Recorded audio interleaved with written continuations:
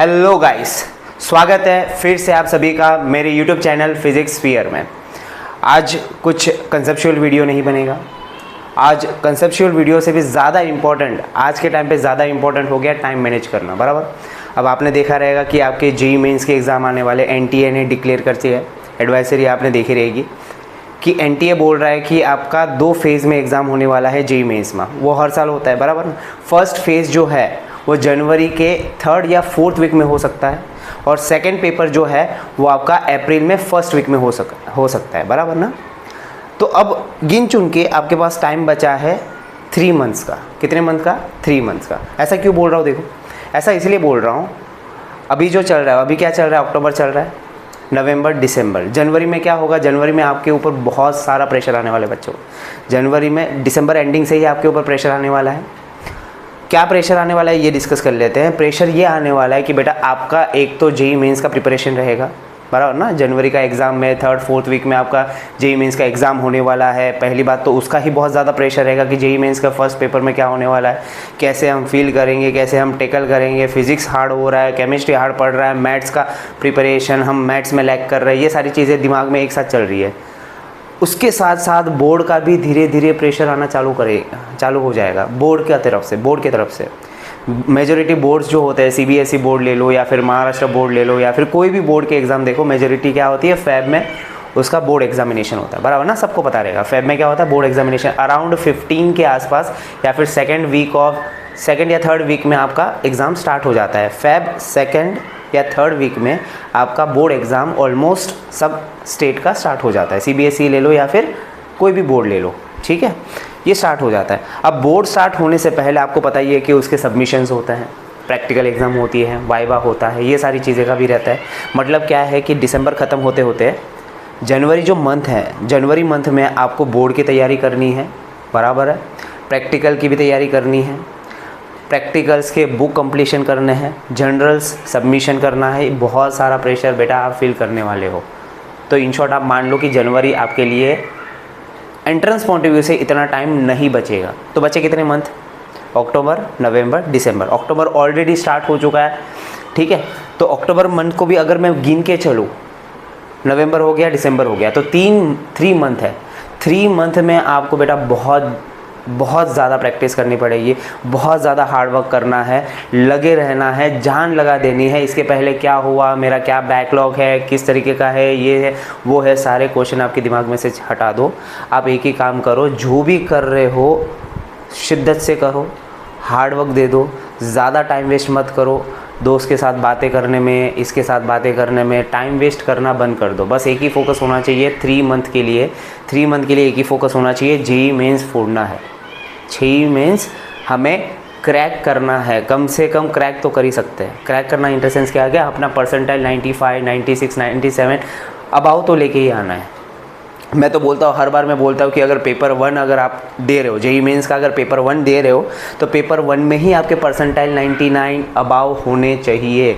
99 above होगा, 99.5 above होगा, तो आपका जो एनआईटी होगा वो सिक्योर हो जाएगा। सबसे पहले आपने वो क्या करना रहता है, एनआईटी सिक्योर करना होता है। हम आईआईटी के बारे में सोचेंगे, हम एडवांस के बारे में सोचेंगे, ये सब तो बैक ऑफ द माइंड चल ही रहा है, पर सबसे पहले क्या सिक्योर करना है, एनआईटी सिक्योर करो, ठीक है। एनआईटी सिक्योर करने के बाद अगर तेरा एनआईटी सिक्योर हो गया तो तुझे पता है कि तू एडवांस के लिए भी क्वालिफाई करेगा।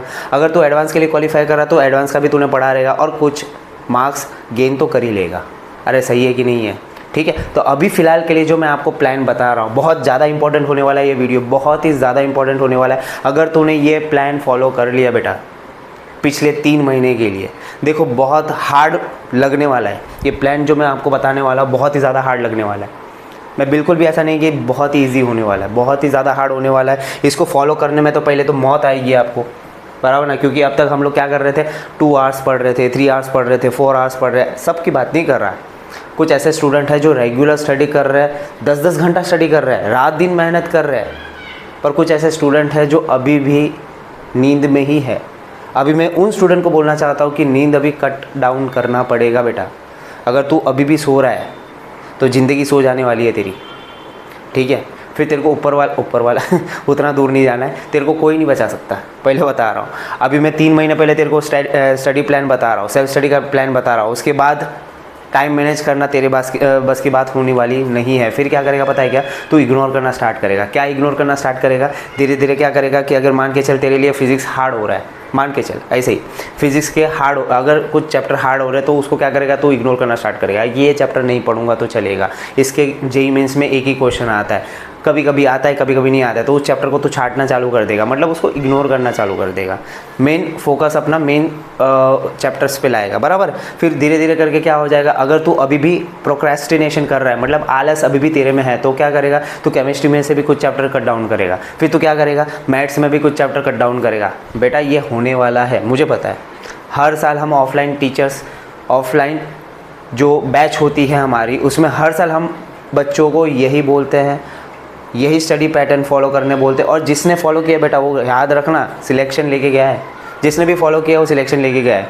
हाँ, हर एक टीचर का स्टडी पैटर्न अलग होता है, हर एक टीचर का पढ़ाने का तरीका अलग होता है, पर उसका एक ही मकसद होता है, तेरा सिलेक्शन। उसका एक ही मकसद है, तेरा सिलेक्शन। तो वही आज मैं बताने वाला हूँ कि अगर तुझे सिलेक्शन चाहिए तो 3 महीने ये प्लान फॉलो करके देख। इसमें कुछ ऊपर नीचे तू कर सकता है। अभी तेरी स्ट्रेंथ क्या है, तेरा वीकनेस क्या है, ये मुझे पर्सनली तो पता नहीं है, बराबर ना। अगर मुझे पर्सनली पता नहीं है तो मैं क्या करूँगा, तेरे को जनरलाइज प्लान दूंगा। अब जनरलाइज प्लान देने के बाद तू उसमें क्या क्या चेंजेस करेगा उसका भी थोड़ा बहुत मैं आइडिया देते जाऊँगा वीडियो के एंड में। फिलहाल के लिए तू देखते रहे। अगर तू इस वीडियो को फर्स्ट टाइम देख रहा है, मेरे चैनल पे फर्स्ट टाइम आया, तो लाइक, कमेंट और सब्सक्राइब करके ही जाना बेटा, क्योंकि इम्पोर्टेंट्स लेक्चर्स अपलोड होते रहते हैं, इम्पोर्टेंट स्ट्रेटजीज़ इस वीडियो पे अपलोड होती रहती है, इस चैनल पे अपलोड होती रहती है। देखते जा। देखो मैंने यहाँ पे जो स्टडी पैटर्न आपको बताया है, सेल्फ स्टडी पैटर्न क्या दिया है मैंने यहाँ पे, सेल्फ स्टडी के बारे में बात किया है। सेल्फ स्टडी, अब पहली बात तो यहाँ पे कंसेप्ट ये है कि सेल्फ स्टडी होता क्या है। सेल्फ स्टडी ये होता है बेटा जो खुद से कर रहे हैं।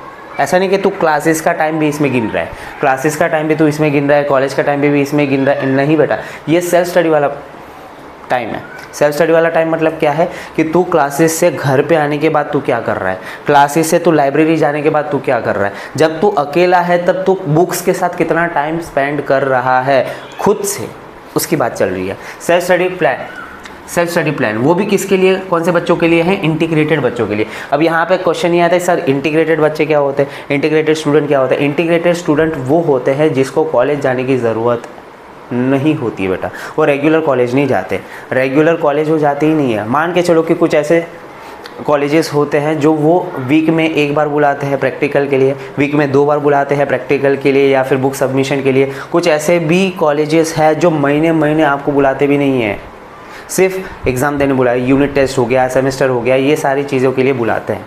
तो उन बच्चों के लिए मैं आज बात करूँगा, इंटीग्रेटेड स्टूडेंट्स के लिए। इंटीग्रेटेड स्टूडेंट्स के लिए देखो यहाँ पे क्या लिखा हुआ है, इंटीग्रेटेड स्टूडेंट्स के लिए 7 आवर्स स्टडी प्लान है। ये 7 आवर आपको रोज़ का निकालना ही पड़ेगा खुद के लिए, कैसे भी करके कुछ भी कर 7 आवर्स तेरे को निकालना पड़ेगा। ये तो तेरे को टाइम है, देखो ये 7 आवर्स का मैनेजमेंट कैसे करना है मैं तेरे को बताऊंगा, पर दिन में तेरे को 7 आवर्स कैसे निकालना है वो तेरे को खुद को करना पड़ेगा। तू सुबह 7 आवर्स ले ले, तू शाम को 7 आवर्स ले ले, तू रात में स्टडी कर, तू मॉर्निंग में स्टडी कर, उससे कोई लेना देना मुझे नहीं है। मेरा लेना देना ये है कि मैंने तेरे को 7 घंटे बोला है तो तेरा 7 घंटे होना ही चाहिए। समझ में आई बात, क्लियर हुआ। अच्छा ये स्टडी प्लान किसके लिए, 7 आवर्स स्टडी प्लान किसके लिए है, एंट्रेंस के लिए मैंने बता रहा हूँ। किसके लिए बता रहा हूँ, एंट्रेंस के लिए, क्योंकि आज अक्टूबर चल रहा है, अक्टूबर नवंबर दिसंबर तू पूरा क्या करने वाला है, एंट्रेंस पॉइंट ऑफ व्यू ही पढ़ने वाला है, तो क्वेश्चन ही लगाने वाला है, तो कंसेप्ट ही पढ़ेगा एंट्रेंस पॉइंट ऑफ व्यू से। तो यहाँ पे जेईई मेंस और नीट वाले बच्चों के लिए, अब नीट के लिए तो इतना ज़्यादा मैं बोलूँगा वो बच्चे भी फॉलो करें इसको, वो बच्चे भी फॉलो करें, मैं रिक्वेस्ट करता हूँ वो बच्चे भी फॉलो करें। अगर वो बच्चे फॉलो कर रहे हैं तो पक्का सिलेक्शन लेके जाएंगे। पर जेईई मेंस के जो बच्चे हैं, स्टूडेंट्स हैं, एस्पिरेंट हैं, वो तो स्ट्रिक्टली फॉलो करना ही चाहिए इस चीज़ को। अगर नहीं कर रहा तो भाई मेरा नुकसान तो है नहीं भाई, मेरा जो होना था वो हो चुका, अब जो मैं आपके लिए करना चाहता हूँ वो मैं कर रहा हूँ।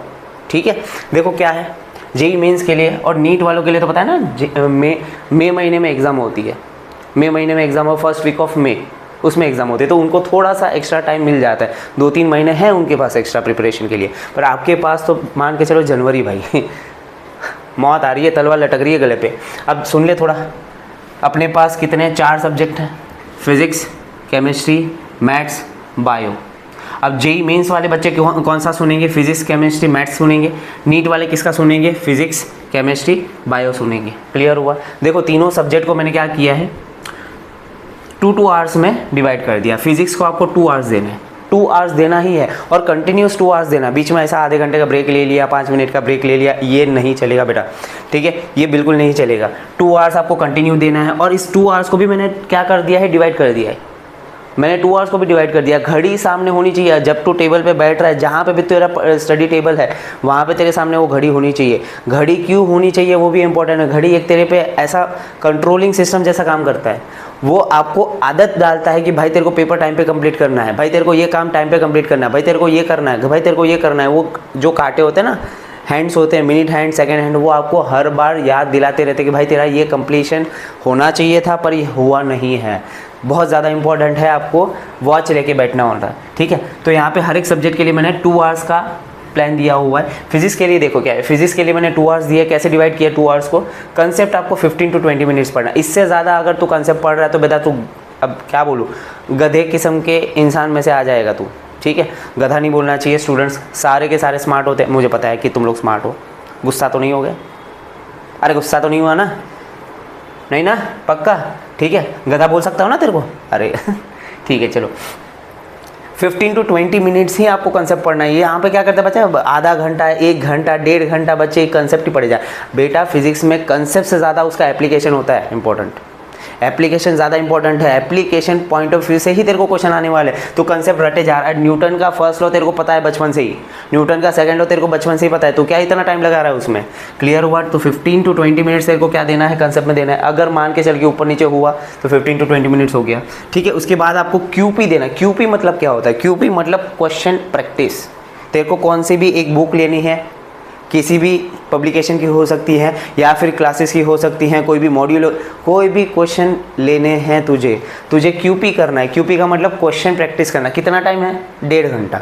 कितना प्रैक्टिस करना है? 1.5 घंटा। 1.5 घंटे में मान के चल के तूने 20 क्वेश्चंस लगाए। अब 20 क्वेश्चंस तूने लगाए हैं, उसके बाद तू क्या करेगा, उसको चेक करेगा। तो लगाने के बाद 15 मिनट्स मैंने किस में दे दिए हैं, चेकिंग में दे दिए कि तेरा राइट हुआ है कि रॉन्ग हुआ है। राइट और रॉन्ग करने में अगर राइट हुआ है तो ठीक है, कोई प्रॉब्लम नहीं है। अगर रॉन्ग हुआ है तो कहाँ पे रॉन्ग हुआ है? कैलकुलेशन मिस्टेक हुआ है या फिर कंसेप्ट या फिर इमेजिनेशन प्रॉब्लम हो गया कि तूने गलत क्वेश्चन ही समझ लिया है या फिर कैलकुलेशन गलत कर लिया है, तो कुछ ना कुछ तो चेकिंग करने के लिए टाइम देना पड़ेगा। अगर तू इसका टोटल करेगा ना तो कितना आएगा? 2 आवर्स आएगा। याद रखना भाई, बहुत ज़्यादा इंपॉर्टेंट है। फिजिक्स में कंसेप्ट को ज़्यादा टाइम देना नहीं है, ज़्यादा टाइम किसको देना है? क्यूपी को देना है। समझ में आई बात? फिर आते हैं हम केमिस्ट्री पे। केमिस्ट्री में भी अगेन कितने हैं? 2 आवर्स। अब बोलेंगे सर फिजिक्स और केमिस्ट्री में बीच में ब्रेक ले सकते हैं? हाँ बेटा ब्रेक ले सकते हैं, तेरी मर्जी है। 15 मिनट का ब्रेक ले ले, आधे घंटे का ब्रेक ले ले, थोड़ा इधर उधर घूम ले, छोटे भाई को मार के आ जा, छोटी बहन को परेशान करके आप बड़ी बहन को बोल के थोड़ा ये नाश्ता बना के रख, है ना, ये सब कर सकते हैं। ब्रेक ले सकते हैं, बीच में लेना चाहिए, कोई प्रॉब्लम नहीं है, क्योंकि फिजिक्स था, है ना, क्या था? फिजिक्स था। अब क्या आने वाला है? केमिस्ट्री आने। तो केमिस्ट्री 2 आवर्स का दे दिया। अब देखो इसमें टाइम डिवाइड कैसे किया हो मैंने, 2 आवर्स को कैसे डिवाइड किया। कंसेप्ट को कितना टाइम देना है? 45 मिनट्स। इंपॉर्टेंट है, कंसेप्ट को 45 मिनट्स देना ही पड़ेगा बेटा।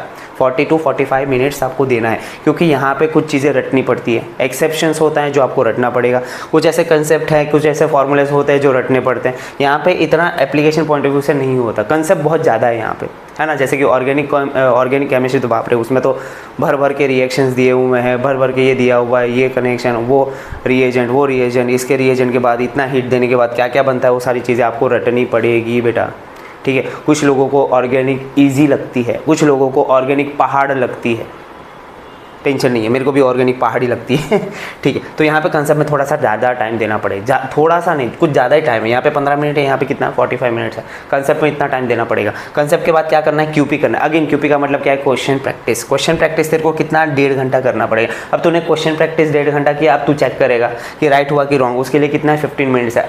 15 मिनट्स में तेरे को एनालाइज करना है कि राइट हुआ कि रॉन्ग हुआ। रॉन्ग हुआ तो कौन सा हुआ और कौन से स्टेप में तूने रॉन्ग किया है बेटा, बहुत ज़्यादा इंपॉर्टेंट है। रॉन्ग पे ध्यान देना है, रॉन्ग पे ध्यान देना ही है, ठीक है। तो ये तेरा केमिस्ट्री हो गया, यहाँ पे 2 घंटा तेरा केमिस्ट्री हो गया। फिर क्या करेगा? तू ब्रेक लेगा, है ना, तेरी मर्जी है, तू ब्रेक लेना चाहता है नहीं लेना चाहता है उस हिसाब से। फिर तू कहाँ पे जाएगा, मैथ्स पे। जो जेई मेंस वाले एस्पिरेंट है वो किसको देखेंगे, मैथ्स को देखेंगे, उसको बायो को देखने की ज़रूरत नहीं है। जो नीट वाले एस्पिरेंट है वो मैथ्स को नहीं देखेंगे, वो क्या देखेंगे, बायो को देखने की ज़रूरत है। अरे समझ में आई बात, क्लियर हुआ, ठीक है। यहाँ पे देख मैथ्स में क्या आ रहा है, मैथ्स में 2 आवर्स, 2 आवर्स को कैसे डिवाइड किया देख, कंसेप्ट अगेन कितना है 15 मिनट। अब कंसेप्ट के नाम के यहाँ पे होता क्या है भाई, अब तेरे को जेई मेंस में थियरम वगैरह तो पूछने होने वाले हैं। अरे थियरम पूछेंगे नहीं, उसकी एप्लीकेशन पूछेंगे बेटा।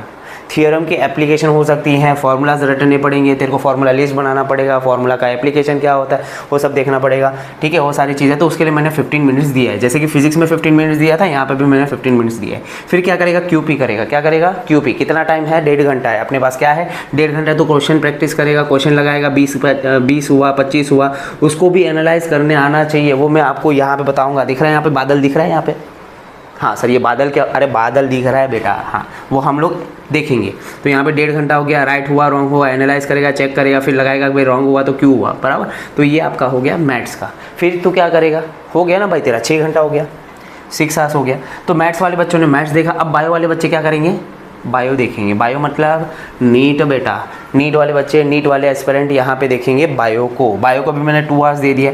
कंसेप्ट में उनको ज़्यादा टाइम लग जाता है, 1 आवर, 1 आवर से ज़्यादा भी दे सकते हैं आप, कोई प्रॉब्लम नहीं है, क्योंकि बायो में रटना, सॉरी डॉक्टर लोग को ऐसा बोलते हैं ना, बायोलॉजी रटना है, बायोलॉजी समझना होता है। क्या होता है, समझना होता है। सॉरी मैंने रटना बोल दिया, सॉरी। हाँ, कंसेप्ट को आपको 1 घंटा देना है, 1 घंटे से ज़्यादा, 1 घंटा 15 मिनट, उससे ज़्यादा मत दो बेटा, क्योंकि आपको क्या करना है, क्यूपी भी करना है, क्वेश्चन प्रैक्टिस करना है। क्वेश्चन प्रैक्टिस में आप 30 से 45 मिनट मैक्सिमम दे सकते हैं, क्योंकि बायोलॉजी में जब आप क्वेश्चन लगाते हैं तो कुछ ऐसे क्वेश्चन हैं जो 15 सेकंड्स में भी कंप्लीट हो जाते हैं, समझ में आया। कुछ ऐसे क्वेश्चन हैं जिसको 1 मिनट लग जाता है, जिसमें पढ़ने में, मैच दी फॉलोइंग हो गया, इसमें पढ़ने में टाइम लग गया, ठीक है। कुछ ऐसे हैं, कुछ न्यूमेरिकल्स भी होते हैं उसमें, मैंने देखे भी हैं, बायोलॉजी में कुछ न्यूमेरिकल्स भी आते हैं, तो उसको टाइम लग जाता है। तो मैंने क्यूपी के लिए यहाँ पे 45 मिनट्स दिया है। फिर तो राइट रॉन्ग चेक करेगा, चेकिंग के लिए कितना दे दिया, 15 मिनट्स, ठीक है। तो टोटल करेगा कितना आएगा, 2 आवर्स आएगा। क्या आएगा, 2 आवर्स। तो मैंने सारे सब्जेक्ट को 2 आवर्स में डिवाइड कर दिया। अगर तो पीसीएम स्टूडेंट है तो यहाँ पे तेरा 6 आवर्स कंप्लीट हो गया। अगर तो पीसीबी स्टूडेंट है तो तेरा पीसीबी, ये 3 सब्जेक्ट में तेरा 6 घंटा कंप्लीट हो जाएगा। अब बोलेंगे सर 1 आवर अभी भी बचा है, तो क्या सोने का क्या, नहीं, 1 आवर देखो ये 6 घंटा जितना तूने बिताया ना, उससे भी ज़्यादा इंपॉर्टेंट है ये लास्ट वाला 1 आवर, लास्ट वाला 1 आवर। क्या इंपॉर्टेंट है, देखो यहाँ पे बादल बनता हुआ दिख रहा है, ये बादल बहुत इंपॉर्टेंट है। बादल क्या बोल रहा है, देखो ये बादल क्या बोल रहा है, एक्स्ट्रा 1 to 1.5 आवर, मतलब 1 से 1.5 घंटा आपको क्या करना है, for analysis of wrong attended questions. अगर तूने अटेंड किया है और वो क्वेश्चन रॉन्ग हुआ है तो उसका एनालिसिस करना बहुत ज़्यादा इंपॉर्टेंट है बेटा, बहुत ही ज़्यादा इंपॉर्टेंट है। बच्चा यहीं पे है ना क्या करता है, इग्नोरेंस आता है कि रॉन्ग हुआ है तो ठीक है ना, रॉन्ग हुआ है तो हम लोग करेक्ट कर लेंगे, पीछे से सोल्यूशन देख लेंगे। सोल्यूशन तो तू देखेगा ही बेटा, सोल्यूशन तो तू देखेगा ही, पर तू एनालाइज नहीं करता। एनालाइज करना मतलब ऐसा नहीं कि तूने सोल्यूशन देख लिया, तू क्वेश्चन को करेक्ट कर लिया, आंसर को तूने करेक्ट लेके आ गया, ये नहीं होता। एनालाइज करना मतलब क्या होता है कि बेटा तूने क्या सोचा था और क्या सोचना था, समझ रहा है क्या, तू समझ पा रहा है क्या। मैं तो फिजिक्स टीचर हूँ, इसका थोड़ा मैं ज़्यादा बात कर पाऊँगा, मैं इससे ज़्यादा रिलेट कर पाता हूँ। मैं ये बोल रहा हूँ कि अगर तेरा फिजिक्स में क्वेश्चन रॉन्ग हुआ तो तेरे को ये एनालाइज करना है, तुझे ये एनालाइज करना है कि मैंने जब क्वेश्चन लगाया था तब क्या सोचा था और मेरा रॉन्ग हुआ है, बराबर है। रॉन्ग क्यों हुआ है, क्योंकि तूने गलत सोचा रहेगा ना बेटा। जो सोचना था, जिस तरीके से सोचना था, जो प्रोसेसिंग होनी चाहिए थी वो चीज़ नहीं हुई, गलत सोच आ गई, गलत इमेजिनेशन आ गई। हो सकता है, ऐसा होता है, टीचर से भी कभी कभी हो जाता है, ऐसा नहीं कि हर बार स्टूडेंट से होंगे, पर टीचर से भी हो सकता है। क्लियर हुआ कि तूने गलत ही सोच दिया, क्वेश्चन को गलत ही इमेजिनेशन कर लिया। अब गलत इमेजिनेशन करेगा तो गलत कंसेप्ट लगाएगा, गलत कंसेप्ट लगाएगा, गलत कैलकुलेशन करेगा और आंसर तो गलत आने ही वाला है। तो एनालिसिस बहुत ज़्यादा बेटा, बहुत ज़्यादा इंपॉर्टेंट है, ठीक है। तो ये 1 आवर तो तेरे को लगाना ही है। तू यहाँ पे आधा घंटा ऊपर नीचे कर सकता है, मैं तेरे को अभी भी मैं बोल रहा हूँ, तू हाफ एन आवर इधर उधर तू कर सकता है यहाँ पे, पर बेटा यहाँ पे टाइम देना ही है, क्योंकि तू अपने आप का एनालिसिस नहीं करेगा ना बेटा, तू कहीं पे भी स्टैंड नहीं कर पाएगा, कहीं पे भी स्टैंड नहीं कर पाएगा। तो स्टैंड करने के लिए, अपने आप को कल के लिए कॉन्फिडेंस दिलाने के लिए, कल की तैयारी करने के लिए, टुमारो की तैयारी करने के लिए तुझे आज खुद को जानना ज़रूरी है बेटा, बहुत ही ज़्यादा ज़रूरी है। आज तू कहाँ पे स्टैंड कर रहा है, कल तू कहाँ पे जाने वाला है, तुझे क्या करना चाहिए सब्जेक्ट के अंदर, वो सब का आंसर ये बादल के अंदर ही है बेटा। ये बादल के अंदर जितना भी है 1 आवर 1 से 1.5 घंटा तुझे ये तीनों सब्जेक्ट का जो रॉन्ग आंसर दिए हैं उसको एनालाइज करना है। बहुत ज़्यादा इंपॉर्टेंट है, बार बार बोले जा रहा हूँ, बहुत ही ज़्यादा इंपॉर्टेंट है। तो मैंने ये आपको स्टडी प्लान दिया हुआ है, सेल्फ स्टडी प्लान दिया हुआ, किसके लिए? इंटीग्रेटेड स्टूडेंट के लिए। क्लियर हुआ? मुझे बहुत सारे मैसेज आए थे, सर मुझे स्टडी प्लान दे दो, टाइम मैनेज नहीं हो पा रहा है, कभी फिजिक्स में कम टाइम हो जा रहा है, केमिस्ट्री में ज़्यादा टाइम हो जा रहा है, कभी मैथ्स को टाइम ही नहीं दे पा रहे। अब मैंने यहाँ पे जो प्लान बताया ना वो 1 डे प्लान है, 7 घंटा एक दिन में देना ही है तुझे, ठीक है। रोज़ तेरे को 3 सब्जेक्ट हाथ में लेने हैं, रोज़ तेरे को 3 सब्जेक्ट हाथ में लेने ही पड़ेंगे। ऐसा नहीं कि तूने आज फिजिक्स लिया तो पूरा 7 घंटा फिजिक्स पढ़ेगा, बेटा बहुत गलत हो जाएगा। अगर तू केमिस्ट्री लेगा तो पूरा 7 घंटा केमिस्ट्री पढ़ रहा है, बहुत ही ज़्यादा गलत हो जाएगा। तू तेरे ब्रेन फटिग हो जाएगा, पहले बता रहा हूँ। पूरा 7 घंटा केमिस्ट्री नहीं पढ़ पाएगा तू 7 घंटा फिजिक्स भी नहीं पढ़ पाएगा। हाँ तेरे में इंटरेस्ट है, आप बोलेंगे सर मेरे पास एक्स्ट्रा ऑर्डिनरी ताकत है, मैं सुपर ह्यूमन हूँ, तो अलग बात होती है। मैं जनरलाइज चीज़ें बता रहा हूँ बेटा, कुछ ऐसी मेंटालिटीज़ होती है स्टूडेंट, उसके लिए मैंने यहाँ पे सब बताया। तीनों सब्जेक्ट तेरे को एक दिन में टच करने ही हैं, 2-2 घंटा तेरे को हर एक सब्जेक्ट को देना ही है।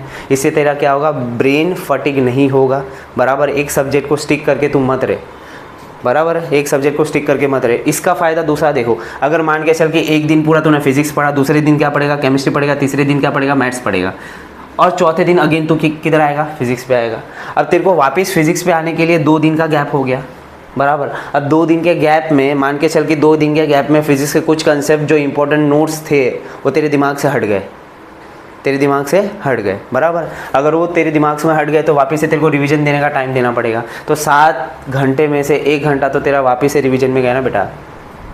अगर इसके जगह पे तू रोज़ फिजिक्स को टच कर रहा है, अगर तू रोज़ फिजिक्स को टच कर रहा है, अगर तू रोज़ फिजिक्स को टच कर रहा है, तो तेरा 1 घंटा मैं तेरा बचा रहा हूँ बेटा, 1 घंटा मैं सच में बचा रहा हूँ। 1 घंटे में से तू 5 minute, max to max 5 minute में तो फिजिक्स ख़त्म कर देगा रिवीजन। 5 मिनट में तो फिजिक्स ख़त्म कर देगा रिवीजन के अंदर, ये ध्यान में रहे। ये बहुत ज़्यादा इंपॉर्टेंट है, दिन में तीनों के तीनों सब्जेक्ट आपको टच करने ही हैं। मैं इसीलिए मैं बता रहा हूँ क्योंकि आपका रिवीजन टाइम भी कम होना चाहिए। समझ में आई बात? अब यहाँ पे कुछ डायरेक्ट मैसेज मेरे को ऐसे भी आया कि सर मेरा बैकलॉग बहुत ज़्यादा है, बैकलॉग कैसे कंप्लीट करूँ, किस तरीके से स्टडी पैटर्न होना चाहिए कि मेरा बैकलॉग भी ख़त्म हो जाए और मेरा जो रेगुलर स्टडी है वो भी लगातार चलते रहे। उसके भी मैं प्लान लेके आने वाला हूँ, तो ज़रूर से आप इस चैनल को सब्सक्राइब करिए। मैं इसीलिए नहीं बोल रहा हूँ कि मेरा पर्सनल कुछ इंटरेस्ट है इसमें, पर्सनल कुछ इंटरेस्ट से ज़्यादा मेरा इंटरेस्ट आपके अंदर, आपका सिलेक्शन वाला है। समझ में? आपका सिलेक्शन होना बहुत ज़रूरी है। अगर मेरे इस वीडियो से अगर 1-2 बच्चों को भी फ़र्क पड़ रहा है, 1-2 बच्चों को भी सिलेक्शन में हो गया, मैं सच में मेरे को वो चीज़ भी इंस्पायर करेगी। ऐसा नहीं कि ये लाखों लोग देख रहे हैं, लाखों लोग देख रहे हैं तो मुझे लाखों लोगों को चेंज करना, ऐसा नहीं है। और सब ये प्लान फॉलो करेंगे ये भी मैं गारंटी नहीं ले रहा हूँ, पर जो लोग इसको फॉलो कर रहे हैं, भाई साहब सिलेक्शन लेके जाएंगे, गारंटीड है, सिलेक्शन लेके जाएंगे। कुछ ऐसे टीचर्स होते हैं जो इसको घुमा फिरा के यही चीज़ बताएंगे, 7 आवर्स पढ़, तू 8 घंटा पढ़, 10 घंटा पढ़, ऐसा ही बोलने वाले हैं, ऐसे ही बोलते हैं। अगर तेरे को सिलेक्शन चाहिए तो 2 घंटे में नहीं होने वाला बेटा, 1 घंटे में नहीं होने वाला। तेरे पास टैलेंट है, कुछ भी है, तो बोले कि सर मेरा ग्रास्पिंग पावर अच्छा है, मैं बहुत फटाफट कर लूँगा, ऐसा कुछ नहीं होता है। ग्रास्पिंग पावर अगर तेरा पास ज़्यादा भी है, तेरे को मेहनत करनी ही है बेटा। क्या पता कौन सी गलती किस टाइम पे तू कर दे। समझ में आई बात? ये 3 घंटे में जान ऊपर नीचे हो जाती है। जेईई मेंस में 3 घंटे में अगर उस टाइम पे तेरे को क्वेश्चन में हिंट नहीं है ना बेटा, तो लग गए लग जाएंगे अपने। ठीक है, तो ये स्टडी पैटर्न है, ये सेल्फ स्टडी का मैंने प्लान दे दिया है। बाकी तो आप स्मार्ट लोग हैं, आप फॉलो करना है, फॉलो नहीं करना है, वो सब कुछ आपके ऊपर डिपेंड करता है। बाकी तो मैं क्या ही कर सकता हूँ। आपकी डिमांड पे मैंने सेल्फ स्टडी का टाइम टेबल बना के दिया है। 7 घंटा तू मॉर्निंग में दे रहा है, 7 घंटा तू आफ्टरनून में दे रहा है, 7 घंटा तू इवनिंग में दे रहा है, रात को दे रहा है, उससे मुझे कोई लेना देना नहीं है। पर तू 7 आवर्स सेल्फ स्टडी को दे रहा है, ये मेरे लिए ज़्यादा इंपॉर्टेंट है। समझ में आई बात? क्लियर है? फॉलो करना है अच्छी बात है, नहीं फॉलो करना है और भी अच्छी बात है। मैं आपको ज़बरदस्ती नहीं कर रहा हूँ, करेंगे तो अच्छी बात है, नहीं करेंगे तो और भी अच्छी बात है। बाकी तो आप स्मार्ट लोग है ही, तो पढ़ाई करते रहिए। धन्यवाद, ऑल द वेरी बेस्ट।